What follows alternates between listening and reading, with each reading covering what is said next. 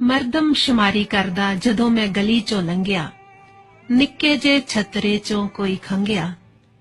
ਝਾਤ ਮਾਰ ਜਦੋਂ ਮੈਂ ਅੰਦਰ ਲੰਘਿਆ, ਉਹਨੇ ਮੇਰੇ ਕੋਲੋਂ ਸੀ ਪਾਣੀ ਮੰਗਿਆ। ਨਿੱਕੀ ਜਿਹੀ ਤੌੜੀ, ਗਲਾਸ, ਬਾਲਟੀ ਤੇ ਛਾਬਾ ਸੀ। ਨਿੱਕੀ ਜਿਹੀ ਤੌੜੀ, ਗਲਾਸ, ਬਾਲਟੀ ਤੇ ਛਾਬਾ ਸੀ। ਅਲਾਣੀ ਜਿਹੀ ਮੰਜੀ ਤੇ ਪਿਆ 80 ਸਾਲਾ ਬਾਬਾ ਸੀ।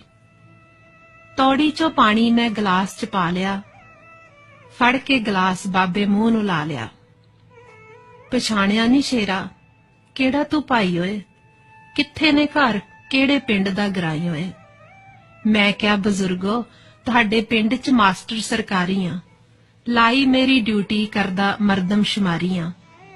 ਤੁਹਾਡਾ ਮੈਂ ਪੂਰਾ ਘਰ-ਬਾਰ ਲਿਖਣਾ, ਕਿੰਨੇ ਹੋ ਮੈਂਬਰ, ਸਾਰਾ ਪਰਿਵਾਰ ਲਿਖਣਾ।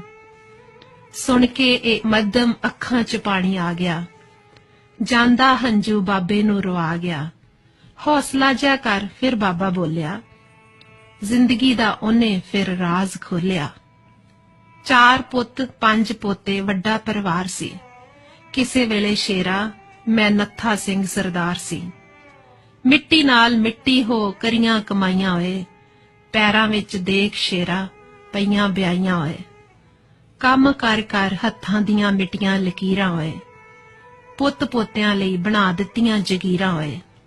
ਗੋਡੇ ਮੋਢੇ ਫਿਰ ਮੇਰੇ ਦੇ ਗਏ ਜਵਾਬ ਸੀ, ਪੁੱਤ ਮੇਰੇ ਕਰਨ ਲੱਗੇ ਉਦੋਂ ਫਿਰ ਹਿਸਾਬ ਸੀ। ਖੇਤ ਘਰ-ਬਾਰ ਸਾਰਿਆਂ ਦਾ ਹਿੱਸਾ ਪੈ ਗਿਆ, ਤੇਰਾ ਇਹ ਬਾਬਾ ਸ਼ੇਰਾ ਅਣਵੰਡਿਆ ਹੀ ਰਹਿ ਗਿਆ।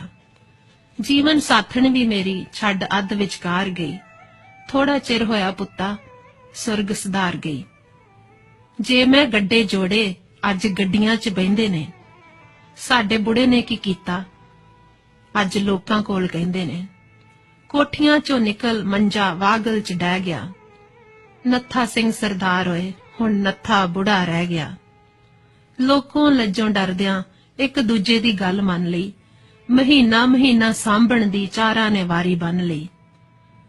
30 ਤੇ 31 ਦਿਨਾਂ ਦਾ ਸ਼ੇਰਾ ਫੇਰ ਪੰਗਾ ਪੈ ਗਿਆ। ਮਾਰਚ ਮਈ ਵਾਲੇ ਕਹਿੰਦੇ ਬੁੜਾ ਇੱਕ ਦਿਨ ਵੱਧ ਰਹਿ ਗਿਆ। ਜਾ ਇੱਕ ਗੱਲ ਕੰਨੀ ਪਾ ਦੇ ਆਪਣੀ ਤੂੰ ਸਰਕਾਰ ਦੇ, ਹਰ ਬਾਜ਼ੀ ਦੇ ਜੇਤੂ ਹੁੰਦੇ ਜਿਹੜੇ ਔਲਾਦ ਦੇ ਹੱਥੋਂ ਹਾਰਦੇ। ਤੁਸੀਂ ਕਹਿੰਦੇ ਹੋ ਤਰੱਕੀ ਅੱਜ ਕਰ ਲਈ, ਪਰ ਕਿਉਂ ਇੱਕ ਗੱਲ ਭੁੱਲਦੇ, ਉਹ ਤਰੱਕੀਆਂ ਨੇ ਕਾਹਦੀਆਂ ਲੋਕੋ ਜਿੱਥੇ ਬਾਗਬਾਨ ਰੁਲਦੇ।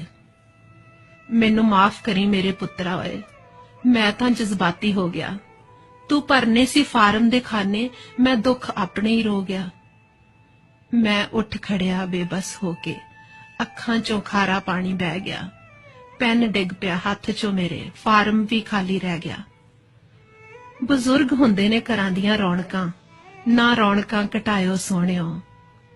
ਬਜ਼ੁਰਗ ਹੁੰਦੇ ਨੇ ਘਰਾਂ ਦੀਆਂ ਰੌਣਕਾਂ, ਨਾ ਰੌਣਕਾਂ ਘਟਾਇਓ ਸੋਹਣਿਓ। ਇਹ ਮਾਲੀ ਨੇ ਬੂਝੇ ਲਾਉਣ ਵਾਲੇ, ਧੁੱਪੇ ਨਾ ਬਿਠਾਇਓ ਸੋਹਣਿਓ, ਧੁੱਪੇ ਨਾ ਬਿਠਾਇਓ ਸੋਹਣਿਓ।